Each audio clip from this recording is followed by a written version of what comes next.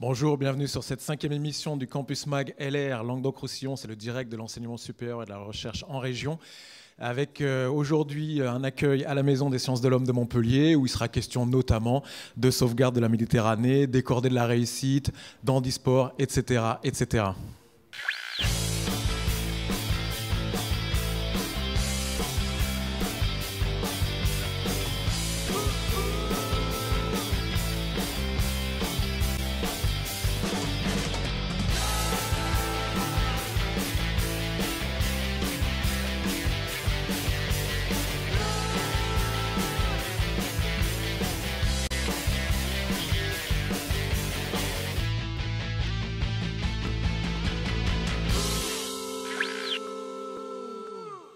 Bien, nous voilà donc accueillis à la Maison des sciences de Montpellier et pour nous accueillir sur cette 5e émission, Paul Pandolfi, vous êtes le directeur de la Maison des sciences de l'homme de Montpellier.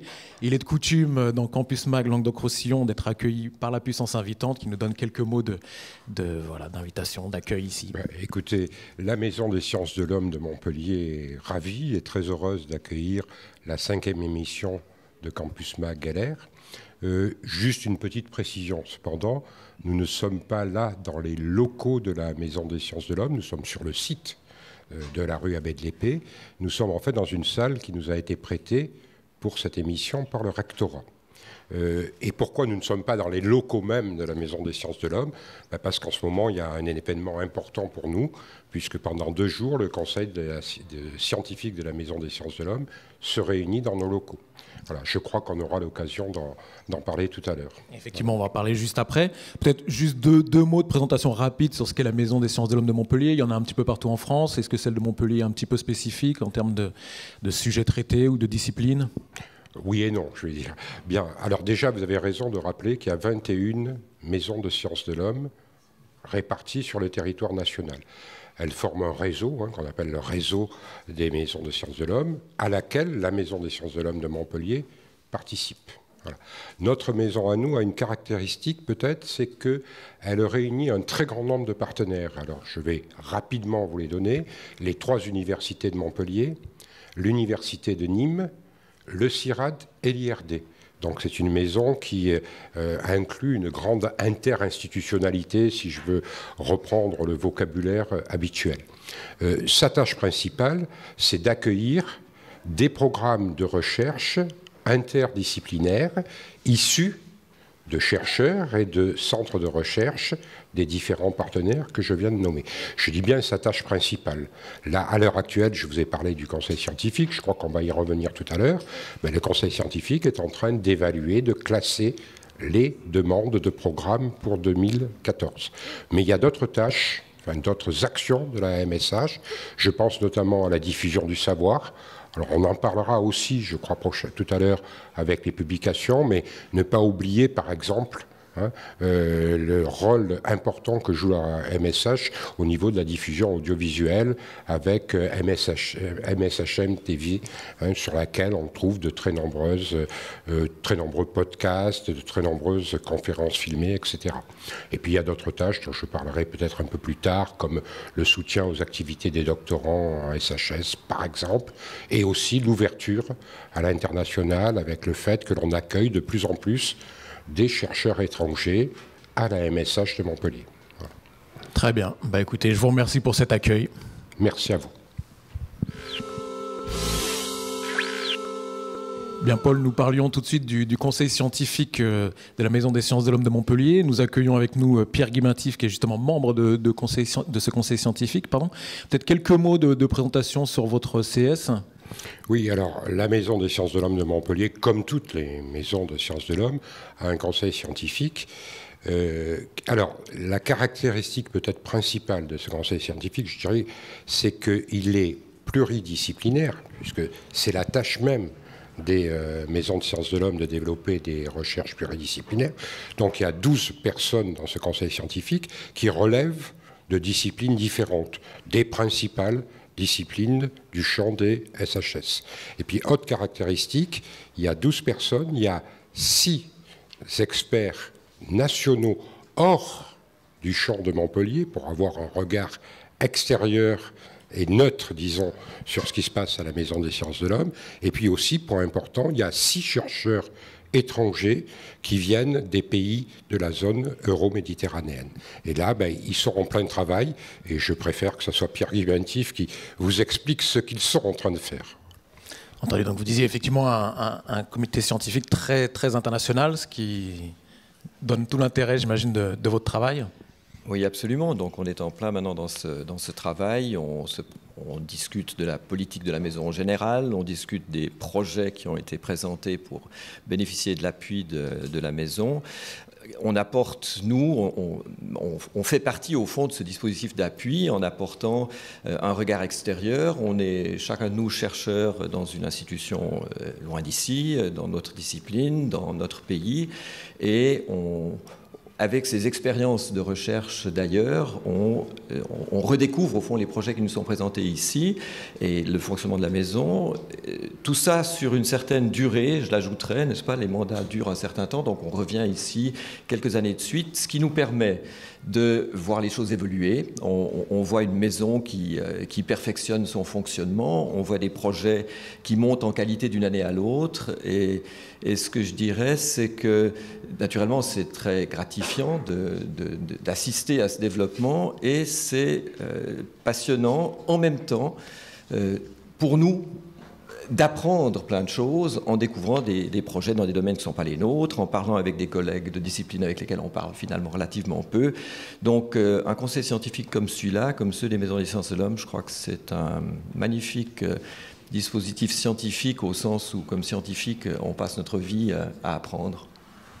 Alors c'est parfait, et merci beaucoup. Je crois que vous êtes en plein travaux actuellement, donc merci de vous être échappé pour nous avoir rejoints sur ce plateau. Merci à vous. Merci Pierre.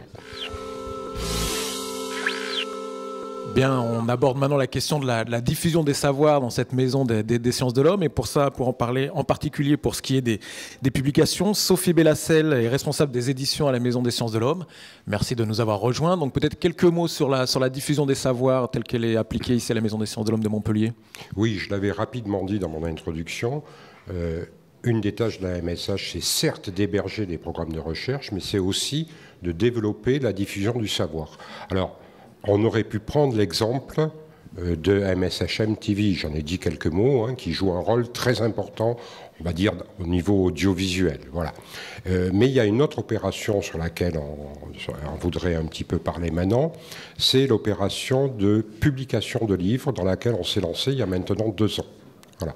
C'est-à-dire que les travaux qui sont menés à la MSH peuvent déboucher sur des livres dans le cadre d'une politique de coédition. Et c'est effectivement Sophie Bellassel qui est en charge à la MSH de ces projets.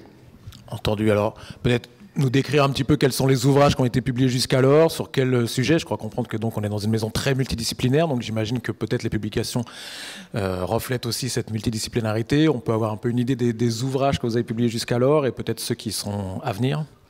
Oui, alors la disciplinarité, plutôt la multidisciplinarité, ça a toujours été la marque de fabrique des MSH. Donc effectivement, on a depuis 2011 6 ouvrages qui sont parus dans des domaines très différents. On en a 3 qui sont actuellement sous presse, qui devraient paraître avant la fin de l'année 2013. Un sur le fait colonial en Nouvelle-Calédonie, un second sur le contact des cultures en Méditerranée, et puis un dernier sur les médiateurs culturels sur le bassin méditerranéen. Cette politique d'édition, de soutien à la publication, elle vise essentiellement à valoriser les résultats des travaux de recherche menés dans le cadre des programmes de la MSH, donc des programmes pluridisciplinaires. Et ce processus se fait sur la base de 2 critères bien définis. Le premier, tout d'abord, c'est que les manuscrits proposés doivent être en lien directement avec les programmes de la MSH. Alors soit directement issus de ces programmes, soit en lien avec les thématiques abordées dans le cadre de ces programmes.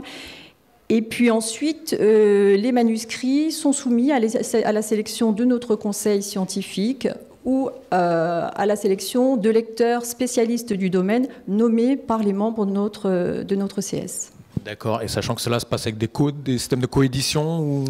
Oui, en fait, notre volonté, c'est dès le départ, c'est d'avoir fait le choix d'une formule qui nous semblait la plus adéquate, c'est-à-dire coéditer avec des maisons d'édition de renom, dans des domaines différents, puisque le propre de la MSH, c'est l'interdisciplinarité. Et donc, on a à chaque fois, bien sûr, dans nos contrats, une condition qui apparaît, qui est la visibilité, c'est-à-dire un logo de la MSH visible en couverture de chacun des ouvrages. Entendu. Les 6 ouvrages qui sont sortis, par exemple, l'ont été chez des éditeurs comme Guttner, les presses universitaires d'Aix-Marseille, ou encore des maisons d'édition comme Cartala. D'accord, donc ce qui est une garantie supplémentaire de qualité de votre politique éditoriale. Pardon. Merci à vous et merci donc encore une fois pour cet accueil à la Maison des Sciences de l'Homme. Merci d'être venu jusqu'à nous. Bien, tout autre sujet à présent, il va être question de sauver la Méditerranée avec des poissons qui sont très en danger. Donc pour nous en parler, Philippe L'Enfant, vous êtes enseignant, chercheur à l'Université de Perpignan, et Gilles Saragoni, ingénieur au CNRS, au Centre de formation et de recherche sur les environnements méditerranéens, c'est aussi à l'Université de Perpignan, via Domitia. Et donc vous développez un programme européen intitulé Sublimo qui consiste à préserver les écosystèmes marins de Méditerranée. Et donc il est question notamment de préserver ces larves menacées sur nos côtes avec trop de béton, trop de pollution. Alors comment est-ce qu'on fait? Est-ce qu'on va préserver ces larves dans la mer et on les met à l'extérieur, en aquarium, pour les remettre en mer? C'est aussi simple que ça ou... Alors c'est presque aussi simple que ça. Bon, déjà, il faut savoir que c'est un projet qui est à l'échelle de la Méditerranée, parce qu'on travaille aussi avec nos collègues corses à l'université de Corte à Bastia, et avec une société montpelliéraine, une PME qui nous a donné le matériel pour pouvoir attraper ces larves. Et en fait, on va les attraper. Elles font passer un petit séjour en aquarium pendant 2 mois. Et ensuite, on va pouvoir les remettre dans le milieu. Alors pourquoi on s'intéresse à ces larves? Parce que c'est au niveau du cycle de vie des poissons, c'est un stade qui est très, très critique. Il y a une mortalité qui est quasiment de 90-95%. Donc c'est très élevé. Et l'idée, en termes de restauration écologique, c'est de pouvoir aider l'écosystème, le soutenir à ce moment-là. Et donc là, ensuite, ils sont remis dans le milieu marin. Donc Gilles Saragoni va pouvoir vous expliquer un petit peu comment ça se passe au niveau du relâché. D'accord, et peut-être savoir aussi quelles sont les espèces en question, les plus menacées, celles que vous essayez de préserver. Alors, on essaye pour l'instant, on ne privilégie pas forcément une espèce. On essaye de capturer toutes les espèces qui viennent, sans distinction. Et donc les espèces, elles vont être, toutes les juvéniles vont être grossies en bassin pendant à peu près 3 mois. Et au bout de ces 3 mois, nous, on va aller les remettre dans leur milieu naturel. Alors bien sûr, elles n'ont pas encore connu le milieu naturel, donc il peut y avoir une mortalité importante due à la prédation, puisque ces juvéniles n'ont pas encore vu de prédateurs. Donc on fait bien attention lorsqu'on les immerge. On les immerge sur des habitats d'émancipation qu'on va pouvoir voir dans le film. Des habitats d'émancipation dans lesquels ils vont pouvoir avoir à la fois un refuge et à la fois se nourrir. Et ces juvéniles, on va les voir comme on voit sur le film, on va pouvoir les suivre pendant 15 jours à 3 semaines. On les aura marqués avec un tag au niveau de la nageoire caudale, avec un code couleur suivant l'endroit où ils ont été rejetés. Et notre travail consiste après à retourner sur place, les suivre dans les habitats d'émancipation, et pour pouvoir évaluer le succès du repeuplement, après on va essayer d'aller les retrouver dans leur milieu naturel. Ils vont quitter ces habitats d'émancipation et aller coloniser un enrochement naturel ou voire un enrochement aussi artificiel. D'accord, et là vous commencez un petit peu à avoir du recul en termes d'échecs ou de réussite? Alors, le recul, on ne l'a pas encore tout à fait. Là, la première phase de repeuplement, elle a eu lieu au mois d'août. Donc, on est au tout début. Par contre, on voit que les espèces arrivent quand même à se maintenir. Donc ça, c'est plutôt positif. Maintenant, le gros challenge, ça va être d'estimer le gain écologique pour l'écosystème et quel apport l'homme va pouvoir avoir sur cet écosystème et pouvoir le restaurer. D'accord. Et les images qu'on voyait, elles sont tournées au large de... Alors ça, c'est au large du Barcarès. Et donc, on a les mêmes manips qui sont faites au large de Bastia. Et donc là, nous, on doit y retourner. Dès que la météo sera favorable, on va pouvoir renfiler nos combinaisons de plongée et puis retourner dans l'eau. Parfait, merci beaucoup, merci à vous et bonne réussite dans votre longue quête de sauvegarde de la Méditerranée. Merci à vous. Merci. Et à présent, un film de l'architecte Brigitte Hélin qui nous présente la tranche 2, la réhabilitation de l'espace Saint-Charles, qui accueillera prochainement la Maison des Sciences de l'Homme de Montpellier. Bonjour, je suis Brigitte Hélin, architecte de l'agence Hélin-Sebag, qui est composée de 3 associés. Une première associée, Hilda Sebag, depuis 1998, avec qui j'ai fait mon diplôme, et puis plus récemment, un jeune associé, Benjamin Pirani, qui nous a rejoint en 2005. Et nous avons une agence sur Montpellier et une sur Paris. Alors ça fait 10 ans, puisque nous avons gagné le concours en 2003, que nous travaillons sur ce site d'Hôpital Saint-Charles. Le bâtiment qui abritera la Maison des Sciences de l'Homme, en fait, a été construit au XVIIIe siècle et est un bâtiment de bonne qualité, c'est-à-dire qu'il est réalisé en pierre de taille. Il possède beaucoup de belles modénatures de façade, des médaillons ouvragés. Donc c'est un bâtiment qu'on va essayer de magnifier. Le programme qu'on nous a demandé d'implanter dans ce bâtiment n'était pas particulièrement adapté à la forme et à la typologie du bâtiment. Si je prends un plan de l'état existant, je ne sais pas si vous voyez bien, mais on a un bâtiment U, comme ça, dont une aile, l'aile principale, est très mince, et ensuite on a 2 ailes épaisses. Et le programme de la Maison des Sciences de l'Homme comportait des salles de séminaire, puisqu'il y aura des colloques internationaux, des séminaires, donc il y aura des salles de séminaire et de réunions, et aussi une demande particulière d'un amphithéâtre. On a implanté l'amphithéâtre ici, profitant d'une grande hauteur sous plafond, on a quand même 5,30 m sous plafond, mais une fois qu'on implante l'amphithéâtre ici, on n'a plus d'espace pour circuler depuis le hall d'entrée et distribuer ensuite l'ensemble des locaux. C'est pour ça qu'on a proposé de créer une galerie couverte qui longe le bâtiment existant, qui abrite ici à droite l'amphithéâtre, et qui permet de distribuer l'ensemble. Et on s'est dit qu'on allait en faire finalement un lieu d'échange, et ça devient un lieu de vie complètement ouvert sur le jardin, qu'on a traité volontairement en jardin d'hiver avec des ventelles qui seront mobiles. Donc c'est un lieu de vie et qui en plus vient en juxtaposition du bâtiment existant sans le dénaturer. Bien, on termine cette première rubrique recherche avec notre invitée Rachel Pankhurst. Vous êtes enseignante en linguistique informatique à l'Université Montpellier 3 et vous êtes également chercheuse au laboratoire Praxilingue du CNRS. Et alors, vous vous intéressez très spécialement aux messages, des textos, des messages SMS et la manière dont on écrit ces messages et la linguistique donc qui se cache derrière ces fameux textos. Alors, pourquoi avez-vous l'idée de travailler sur ce sujet en particulier? Pourquoi sur les SMS? Alors justement, tout a démarré en Belgique il y a quelques années. Nos collègues Cédric Fayron et Louise-Amélie Cougnon du Santal, liés à l'Université catholique de Louvain, ont eu l'idée de constituer une grande base de données mondiale pour étudier la communication par SMS et l'évolution de la langue. Donc il y a eu plusieurs collectes dans différents pays et notre collecte a eu lieu il y a 2 ans. Donc je crois que vous avez collecté à peu près presque 90 000 SMS. Oui, tout à fait. Alors vous savez qu'en ce moment, on nous parle beaucoup de surveillance. Alors vous avez fait comment pour collecter autant de SMS? Alors justement, on a procédé d'une manière relativement simple via un téléphone intelligent qui nous a été prêté par une entreprise montpelliéraine informatique. Donc, ensuite... les donateurs de SMS, comme on les appelle, s'inscrivaient, remplissaient un formulaire de consentement en ligne et puis pouvaient remplir également un questionnaire et puis ensuite nous faisaient parvenir leur SMS. Alors comme vous dites, c'est vrai que c'est assez complexe au niveau juridique parce que ce sont des données sensibles, privées. Donc le tout est de travailler, nous avons travaillé main dans la main avec notre correspondant informatique et liberté du service juridique de l'université, Nicolas Wronski.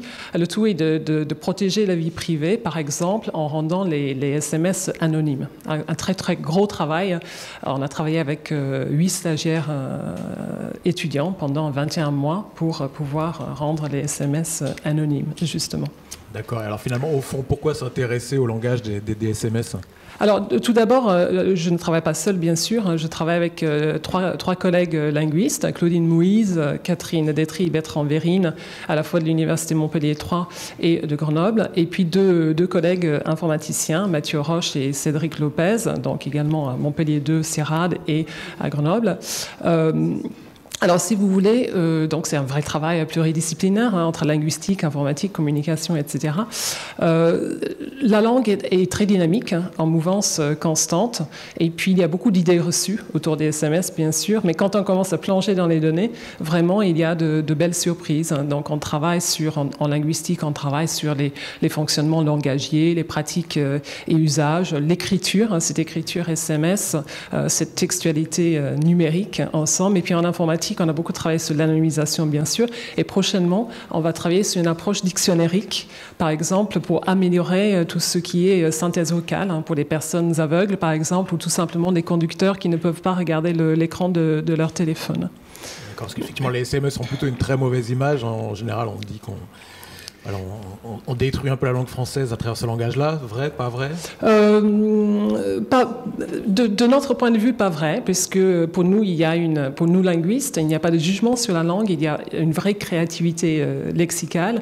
Et puis, certaines études scientifiques montrent qu'au contraire, les jeunes, par exemple, qui sont réputés être mauvais en orthographe, ont justement cette flexibilité, cette habitude de jouer. C'est vraiment une dimension ludique dans les SMS et qui serait en fait meilleur en orthographe, donc contrairement à ce que l'on entend souvent.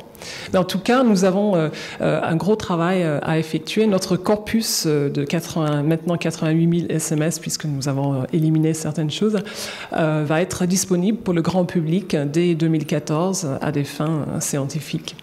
Parfait, merci beaucoup. Je pense que vos amis osent plus vous envoyer des SMS maintenant.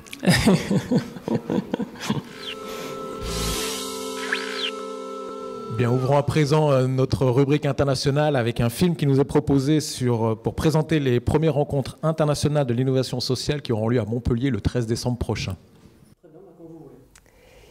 Bien, pour présenter la journée dont on va vous parler, pour la contextualiser, je reviens un tout petit peu sur le programme MSH qu'on a développé avec plusieurs chercheurs et acteurs autour de l'innovation sociale.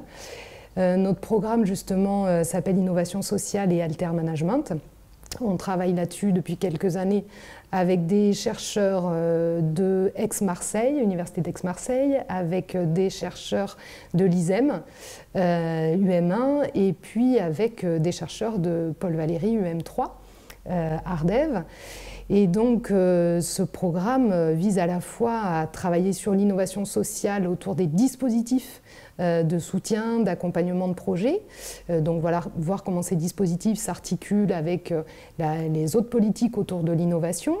Et puis, ce programme vise aussi à travailler sur les projets eux-mêmes, les projets socialement innovants, entrepreneuriaux. Et on clôture cette première année de programme dans le cadre de la MSH par une journée des rencontres internationales de l'innovation sociale.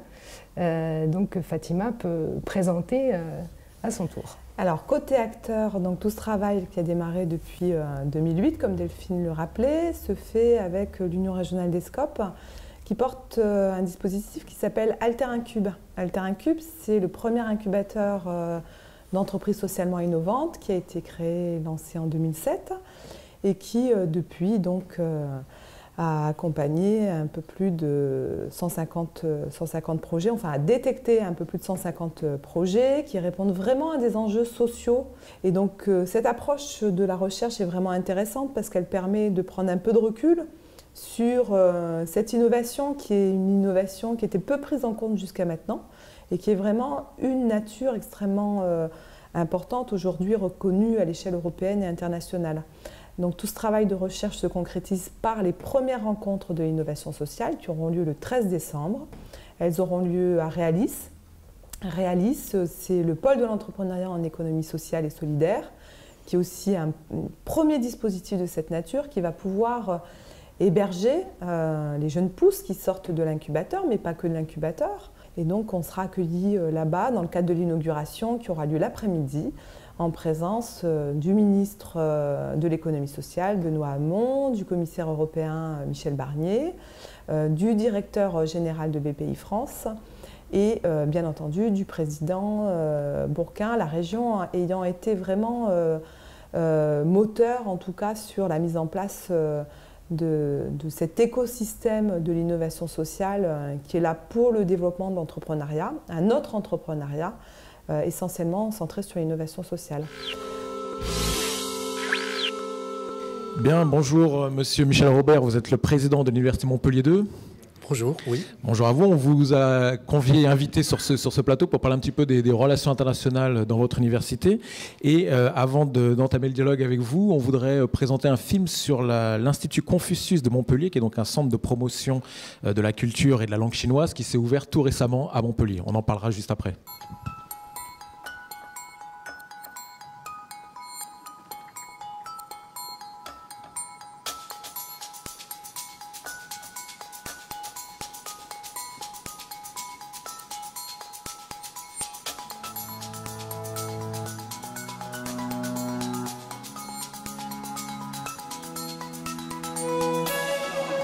Alors, les instituts Confucius ont été créés par le gouvernement chinois, par une structure qui s'appelle le Hanban, et nous avons déposé un dossier entre deux universités, Montpellier 2 et l'Université des sciences et techniques électroniques de Chengdu, dans lequel nous avons associé le rectorat, nous avons associé bien sûr l'Université Montpellier 1 et bien sûr la ville de Montpellier, qui a été un élément très important, puisque le jumelage entre les villes de Chengdu et de Montpellier date depuis de 30 ans.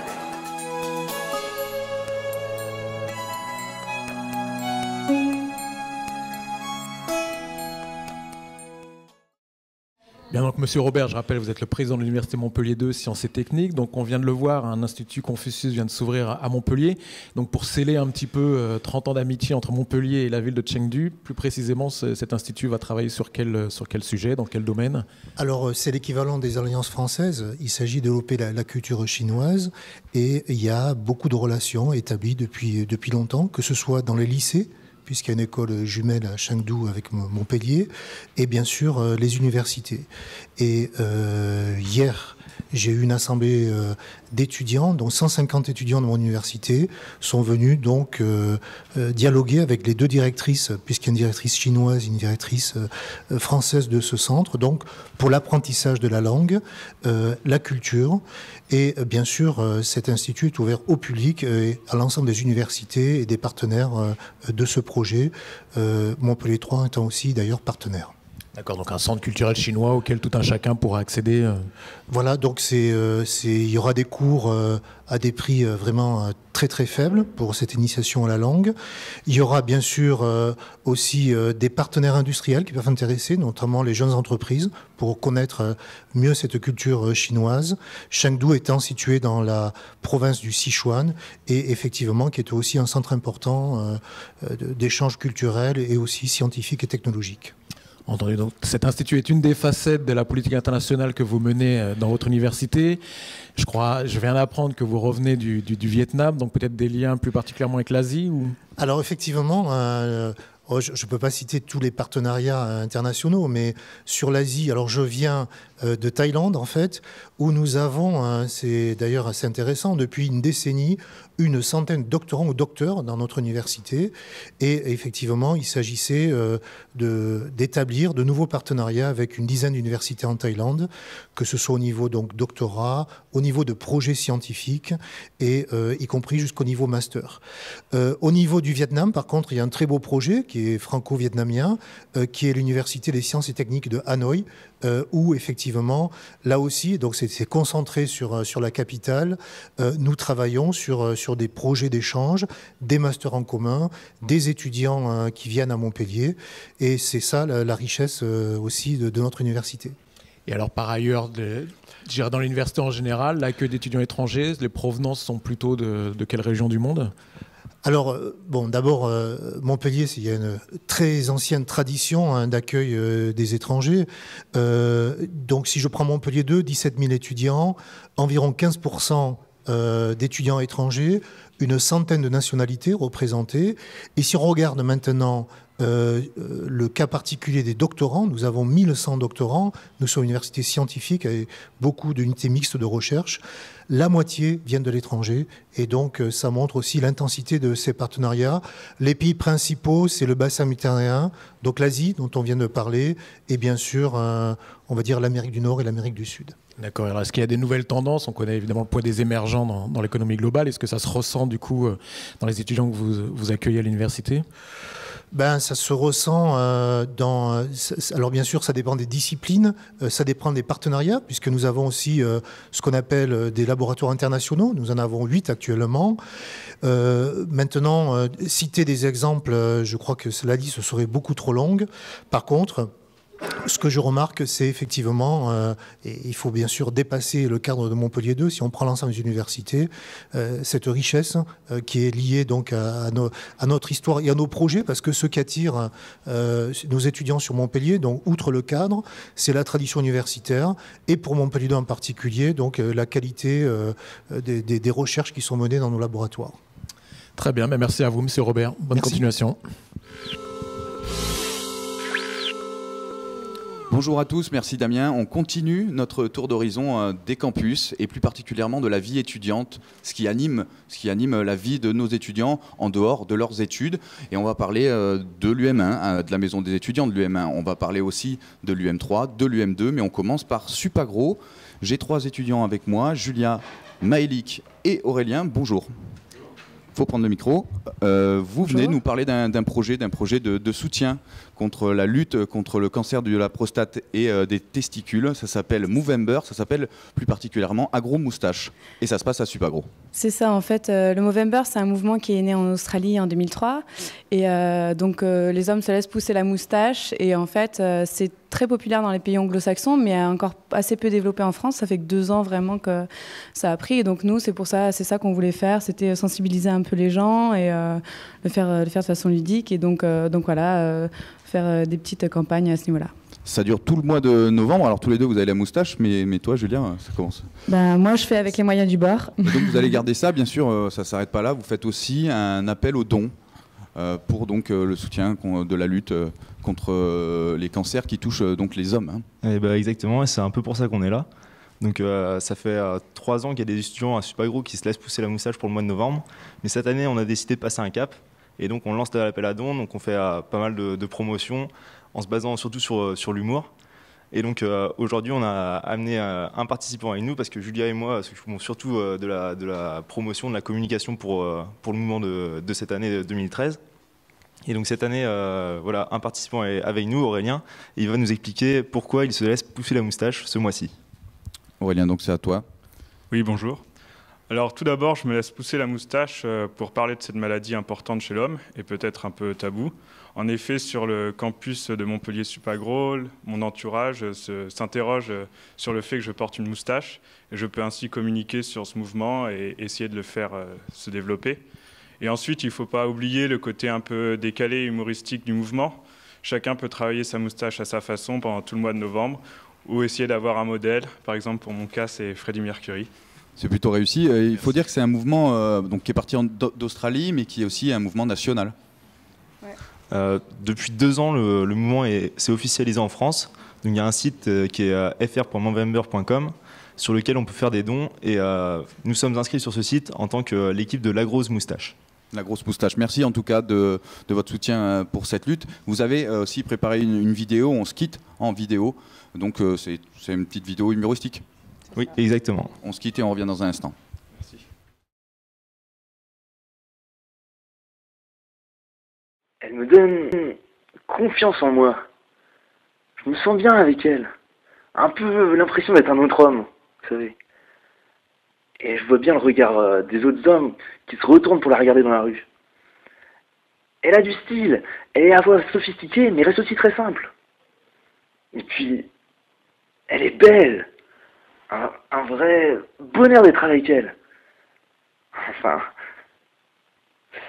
bref, je l'aime. Je pourrais vraiment pas vivre sans elle. Coupé. C'est bon là. Ah, c'est beau de voir un homme qui parle de sa copine. Ma copine? Non, ma moustache.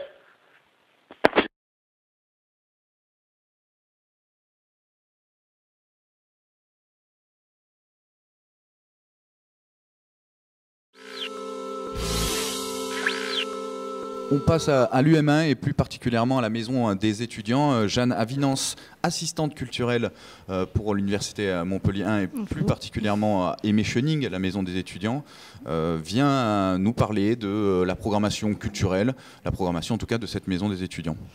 Oui, donc la maison des étudiants Aimé Schöning est située sur le campus Richter. C'est une maison qui est gérée par les étudiants avec l'appui de l'administration. Donc, depuis le début de l'année, il y a 2 assistantes culturelles qui sont employées à la maison des étudiants pour créer une programmation culturelle tout au long de l'année scolaire. Donc, je suis étudiante à l'ISEM et je suis également assistante culturelle. Donc, on a vu plusieurs projets se concrétiser cette année, notamment une représentation de théâtre avec une centaine de personnes, et nous avons créé le lien avec l'Opéra Orchestre National de Montpellier. Donc toutes ces manifestations ont été faites grâce aux assistantes culturelles, mais aussi grâce au bureau de la vie étudiante et au vice-président étudiant. Donc si vous voulez plus d'informations sur toute cette programmation, nous avons le site internet de l'UM1 à la partie vie étudiante, et donc vous cherchez Maison des étudiants Aimé Schöning, ou alors sur le Facebook Maison des étudiants Aimé Schöning. Alors, tu es étudiante, on l'a bien compris, et tu cumules donc un emploi. C'est pas trop compliqué de cumuler un emploi de programmatrice. C'est quoi, semi-professionnel? Disons que non, c'est pas trop compliqué pour moi puisque l'ISEM est à côté de la maison des étudiants. Après, c'est vrai qu'il faut aimer ça, il faut aimer avoir beaucoup de contacts avec les personnes, et pour moi, ce n'est pas du tout une contrainte. À quoi on peut s'attendre dans la programmation? Est-ce que tu as des petits scoops à nous donner sur les futurs projets? Alors, nous allons faire des projections de films. Donc, nous aimerions le faire une fois par mois avec un professeur spécialisé dans le thème du film qui va nous expliquer les ficelles un peu du film. Par exemple, nous allons sûrement diffuser Inside Job sur la crise avec un professeur d'économie qui va venir nous parler de tout ça. Des concerts, du théâtre? Des concerts et également du théâtre. Nous aurons sûrement un comédie club. Voilà, il y a beaucoup de projets qui sont en cours, mais on ne veut pas trop rien dire tant que c'est pas sûr. On peut peut-être juste redonner les infos pour les gens pour retrouver la programmation. Alors, sur le site de l'UM1, partie vie étudiante, maison des étudiants Aimé Schöning, ou sur le Facebook Maison des étudiants Aimé Schöning. Merci Jeanne. Voilà. Merci. On va se quitter donc en vidéo avec une vidéo de présentation de cette maison des étudiants Aimé Schöning, donc sur le campus Richter.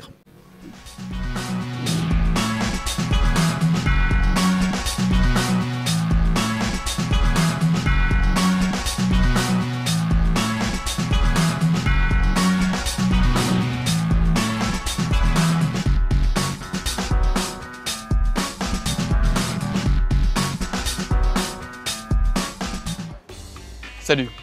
Aujourd'hui, on va vous parler de la Maison des étudiants Aimé Schöning, aussi appelée MDE. Musique, danse, théâtre, sport, santé, colloques, expo. Allez, c'est parti! Située sur le site Richter, la MDE est facilement accessible via le tramway. Elle est ouverte toute la semaine en continu et peut même être ouverte jusqu'à 23 h du lundi au jeudi pour profiter pleinement du lieu. Vous voulez organiser des événements culturels ou tout simplement y participer? Sa salle de spectacle de 250 places accueille des spectacles de danse, de théâtre, des comédies musicales et des concerts tout au long de l'année. Vous aimez la musique? Vous cherchez un lieu où répéter seul ou avec votre groupe? Insonorisée et équipée, la salle de musique est faite pour vous. De nombreux instruments sont mis à votre disposition. Si vous voulez aller plus loin dans votre créativité, réalisez votre première maquette audio grâce au studio d'enregistrement et avec l'aide de personnes compétentes.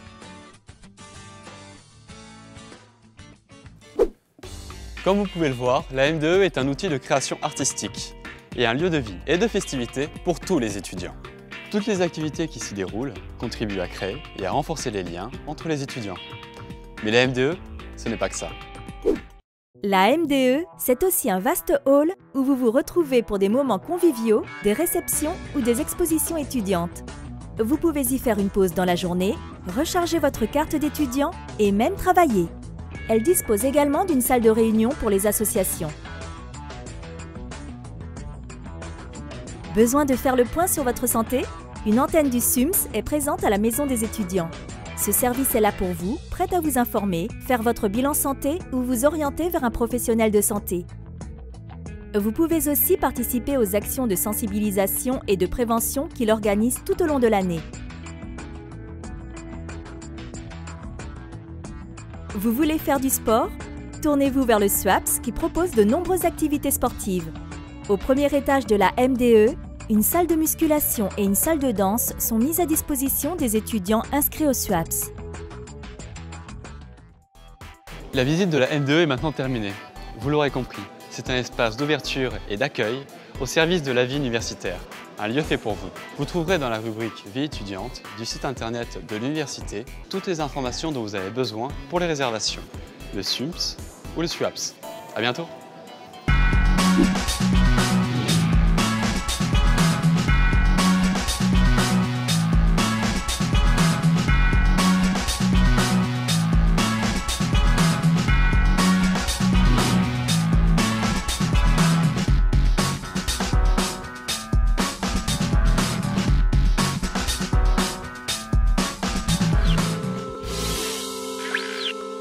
On peut passer à Animafac qui est invité de Campus Mag LR. Raphaël Palares, bonjour.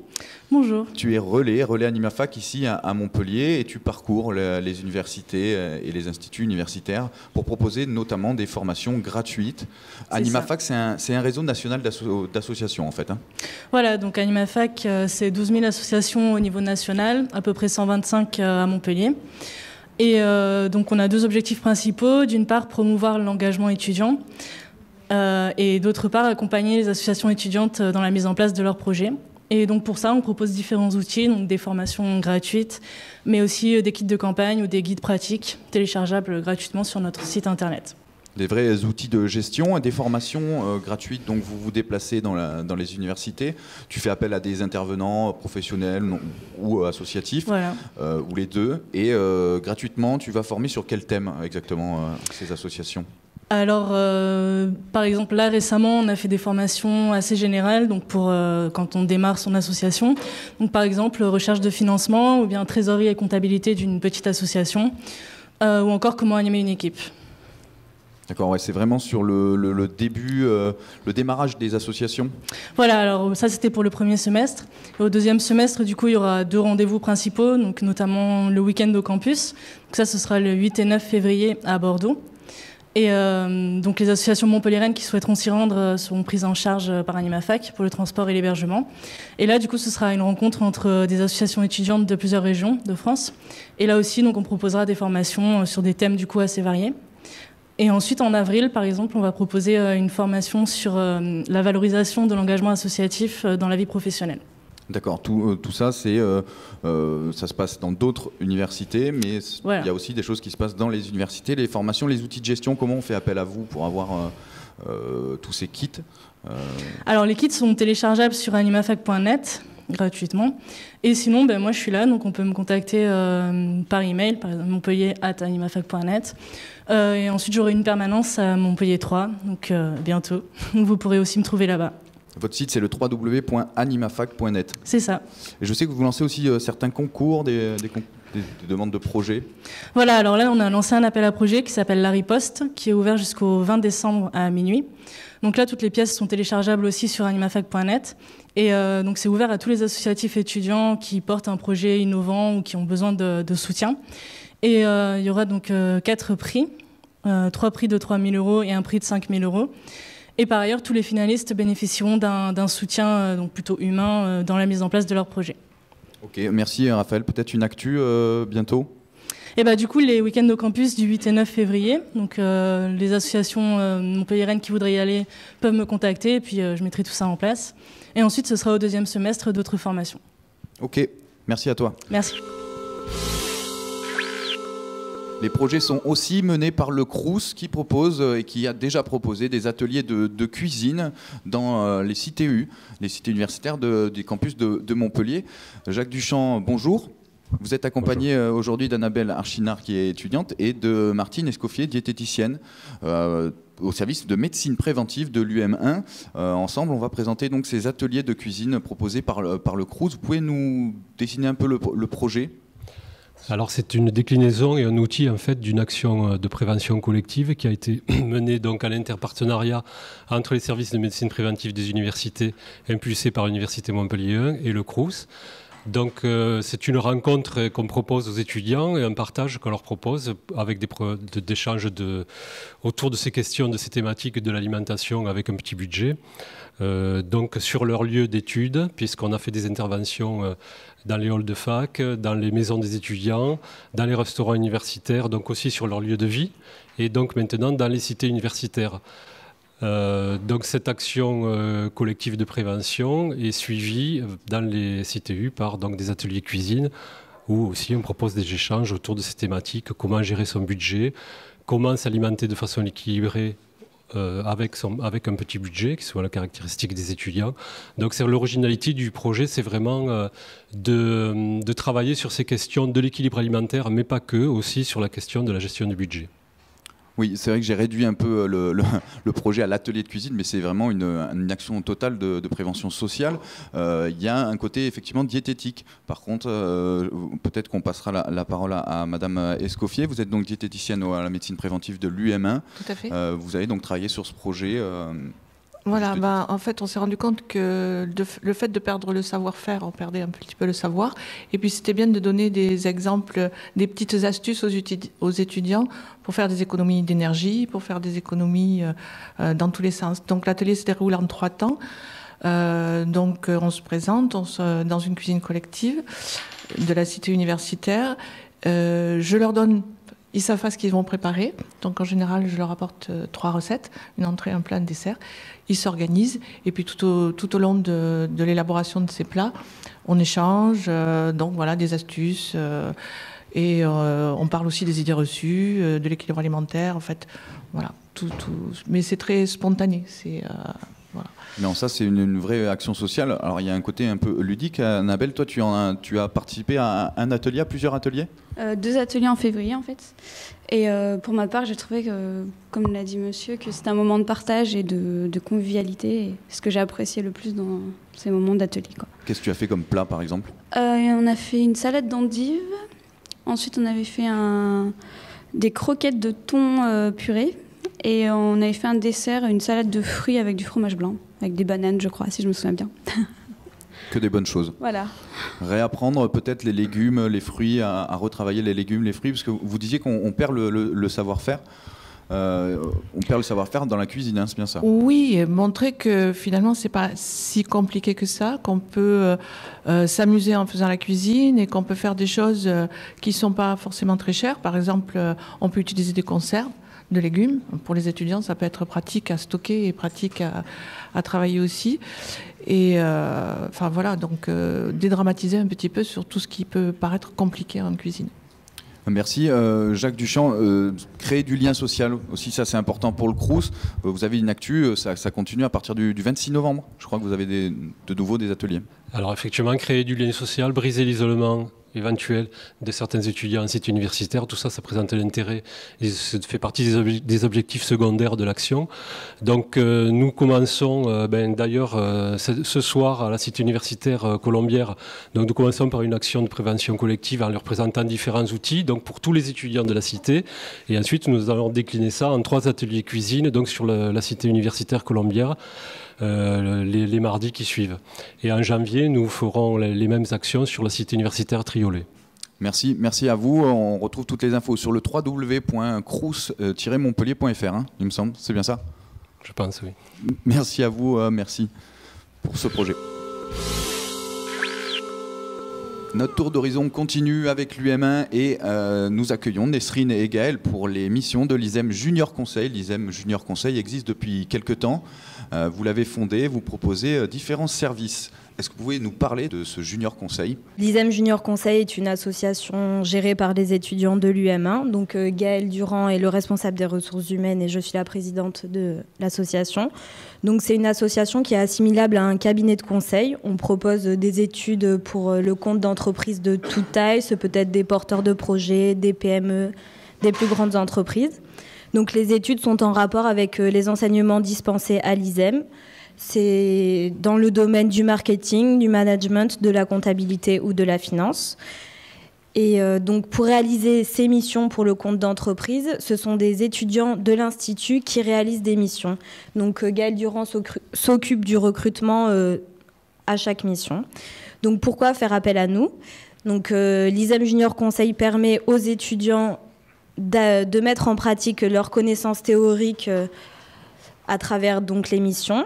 Elle permet aussi d'avoir une rémunération pour l'étudiant, ce qui n'est pas négligeable.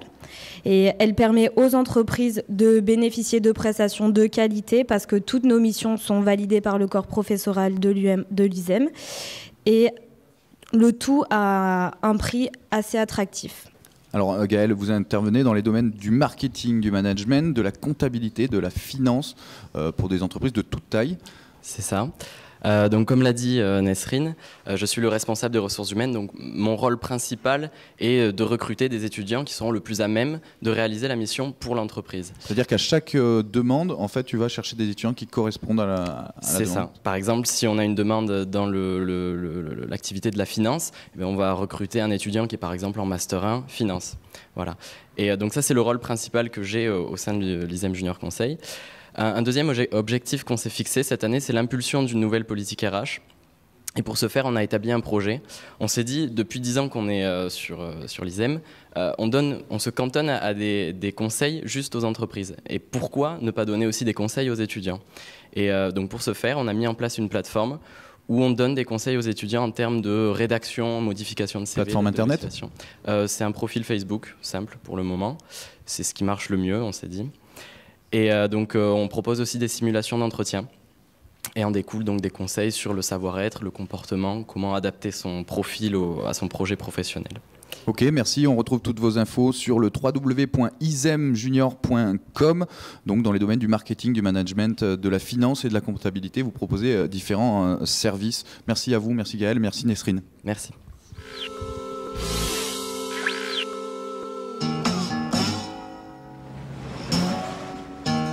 Welcome to Perfection, Nevada, land of opportunity. You know how close I am to leaving this place right now? How close? Where a man can make a clean living. See, we plan ahead. That way we don't do anything right now. Earl, explain it to me. Hey, Mindy, what's the count? 640. In Perfection, they say there's nothing new under the sun, but under the ground.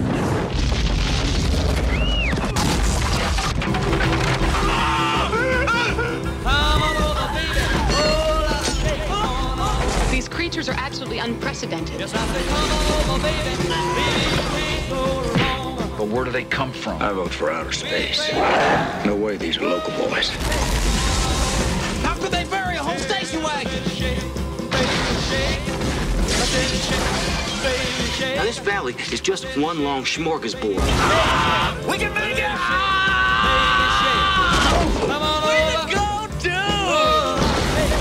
That's how they get you. They're under the ground. Them prairie dog burrow. We arm ourselves. We set perimeters. We stand guard. Kevin Bacon. We could get in People magazine. Fred Ward. People. Hell. National Geographic. Tremors. We decided to leave this place just one damn day too late.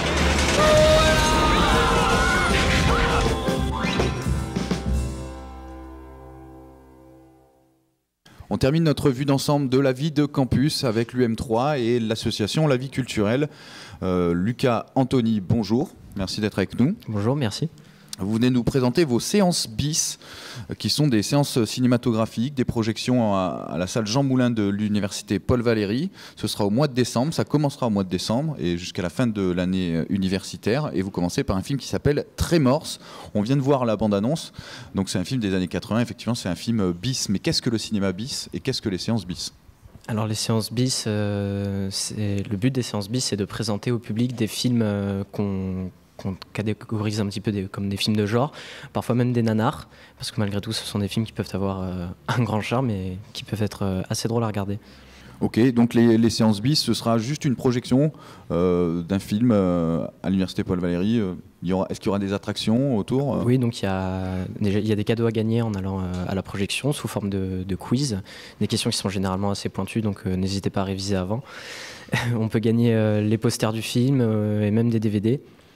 Et on essaye aussi avec Thibaut qui tient la salle de rendre la projection un petit peu plus vivante, mais pour ça il faudra venir voir le film. Ok, merci à vous deux, merci Lucas, merci Anthony. Et on en a fini avec la vie étudiante, je repasse le micro à Damien. Bien, un grand merci Julien, j'apprécie beaucoup cet enchaînement et ce relais avec toi. Donc on ouvre maintenant cette rubrique culture artistique et scientifique et on accueille pour cela Régis Penalva.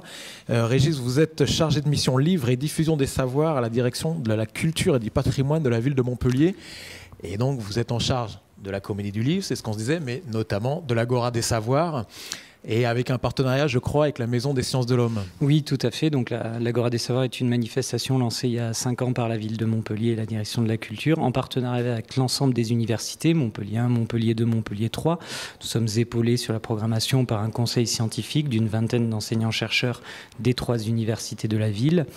Et la Maison des Sciences de l'Homme de Montpellier est depuis l'origine associée à la manifestation.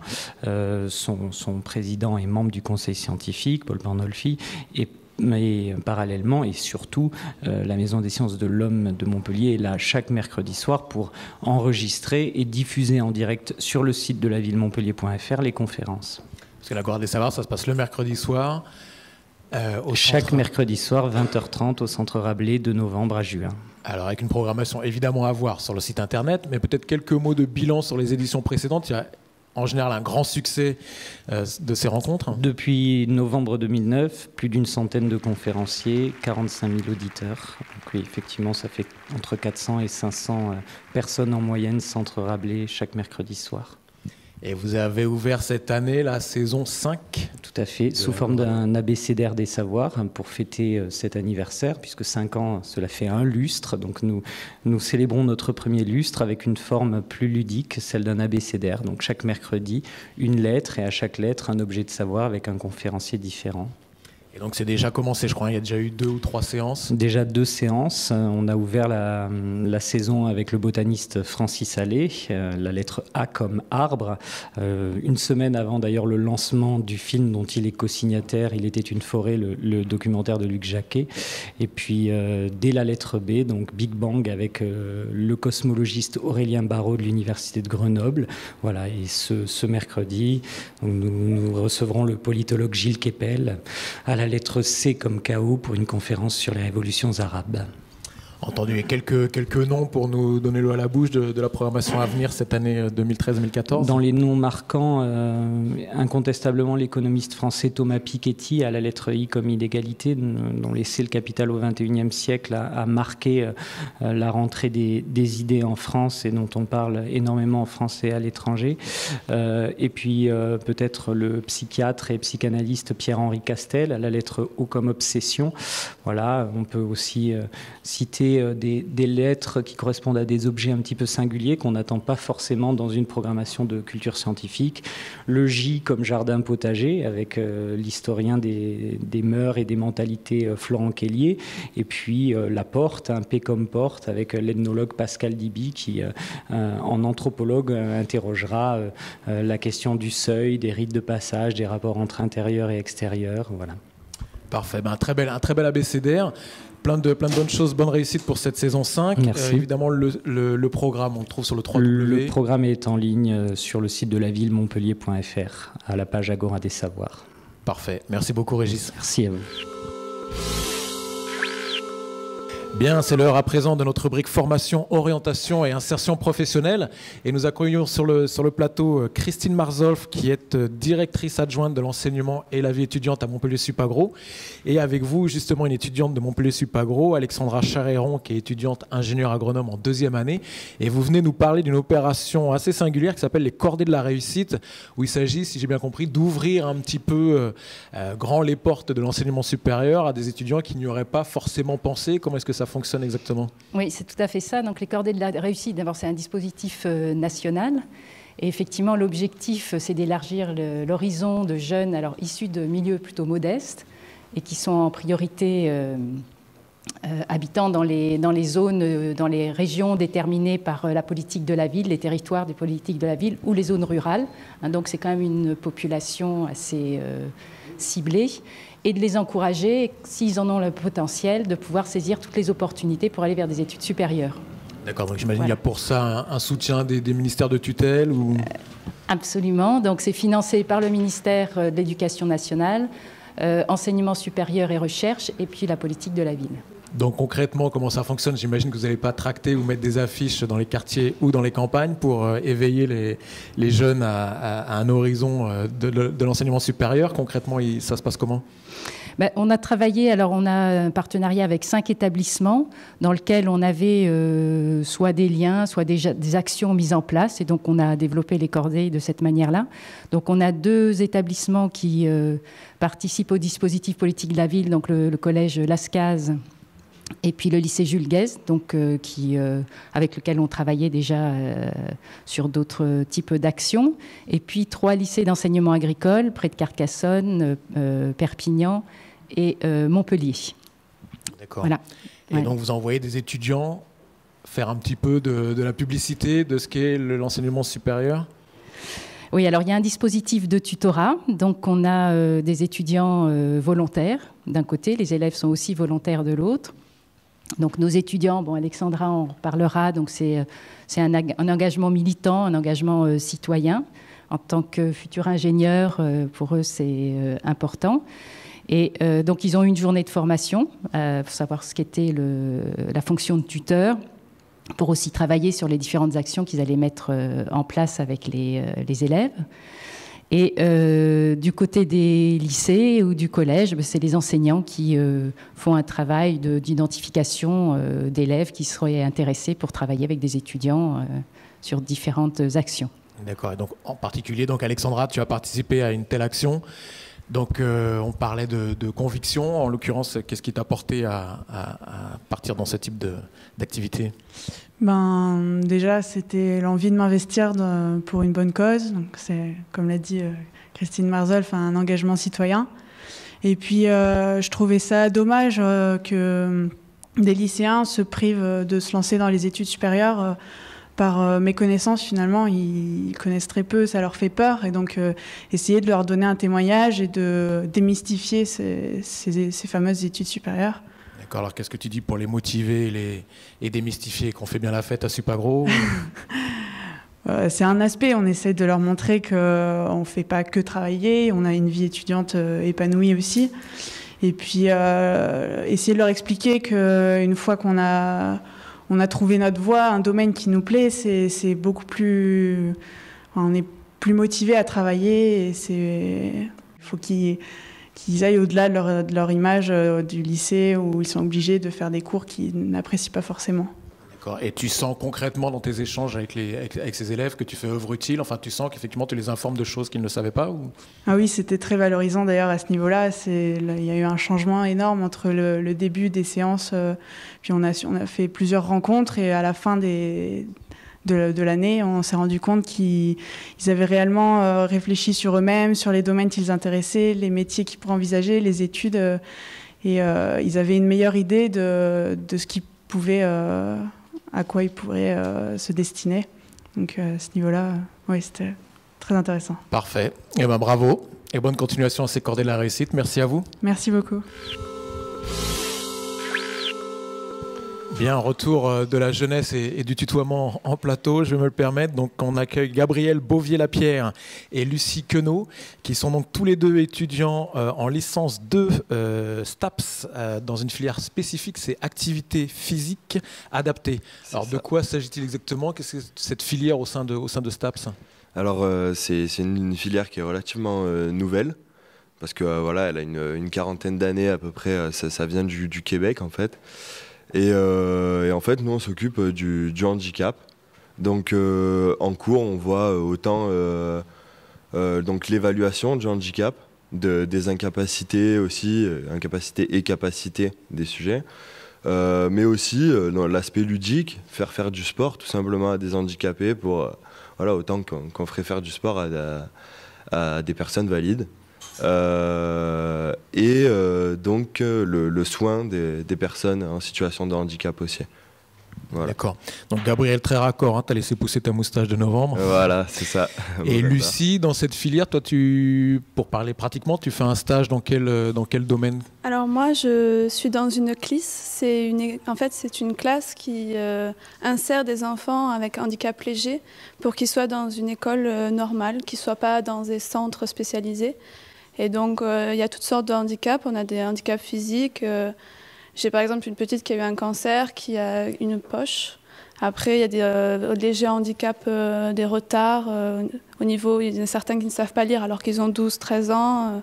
Voilà, c'est très diversifié. On touche à beaucoup de handicaps. D'accord. Donc, c'est à travers les activités physiques, les réinsérer au milieu de leurs collègues. C'est surtout qu'ils s'acceptent entre eux, qu'ils s'acceptent eux-mêmes.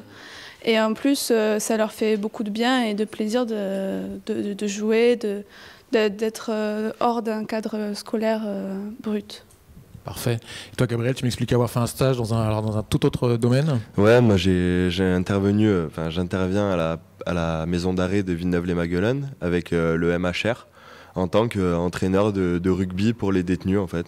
Donc le milieu de l'activité physique adaptée, il est aussi voilà, par rapport à un public carcéral. D'accord, voilà. Donc on voit la diversité de publics auxquels vous pouvez vous adapter. C'est pas forcément des handicapés physiques ou moteurs, c'est aussi des personnes donc, en difficulté, soit dans leur milieu carcéral, on voit là. Ouais. Et puis, vous êtes venu avec quelques images, parce que dans vos activités, vous organisez donc une fête handisport, notamment un tournoi de basket. Oui, alors on est en partenariat avec justement le club de basket de Montpellier qui est en haut niveau. On a parmi eux JP qui est un joueur qui a fait les championnats de France et tout ça, qui a pris de son temps pour le faire. Et on est aussi en partenariat avec le département handisport et Wellspect qui est un partenaire qui fait des appareillages pour personnes handicapées. Parfait. Bah, écoutez, bravo à vous, bon courage dans la suite de vos études et merci. Merci beaucoup. Bien, bonjour à vous Sabine Jaume, vous êtes directrice des relations extérieures de Renater et présidente du comité d'organisation des JIRES, c'est les journées du réseau enseignement supérieur, journée réseau enseignement supérieur.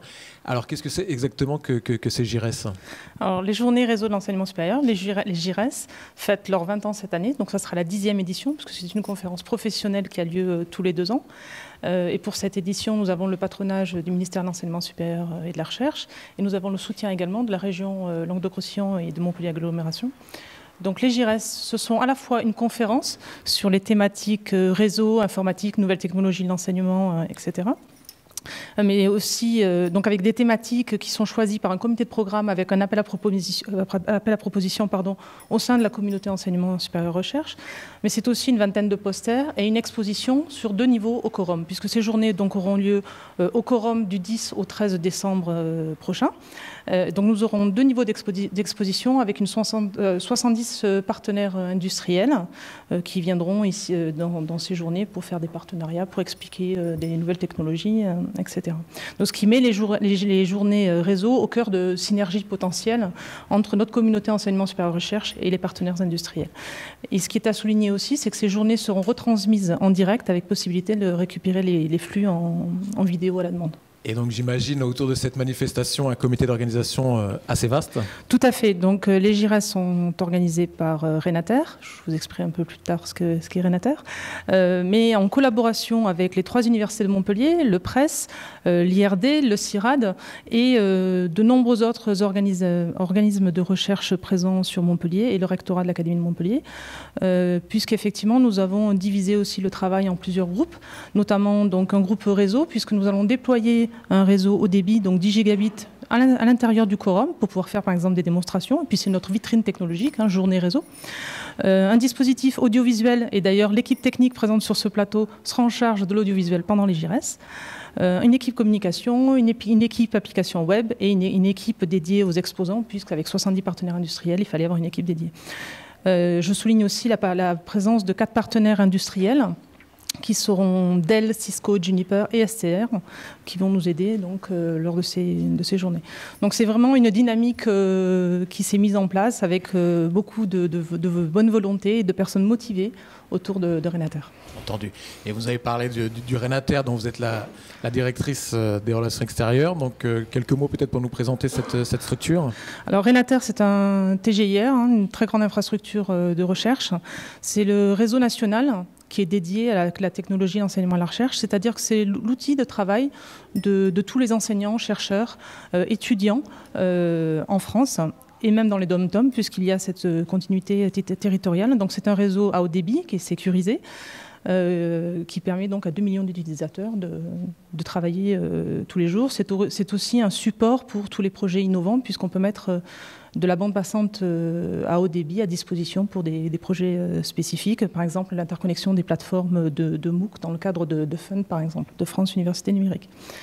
Et donc Renater est un élément fédérateur de cette communauté enseignement-recherche, et donc naturellement, ce réseau de télécommunications est aussi un réseau d'experts, de femmes et d'hommes qui ont souhaité donc faire partager leur savoir, leurs compétences pour toute la communauté.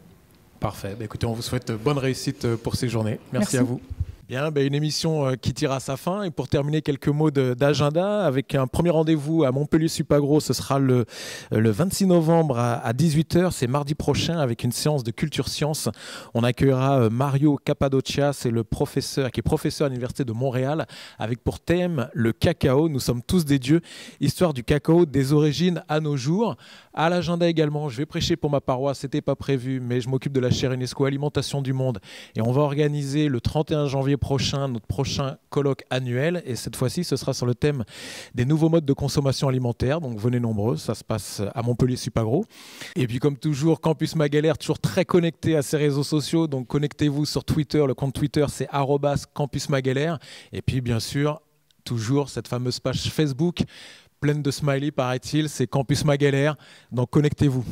Prochaine émission, ce sera au mois de janvier, justement, au mois de décembre, repos pour tout le monde, et ce sera au mois de janvier, donc au CNRS. Merci à tous et bravo.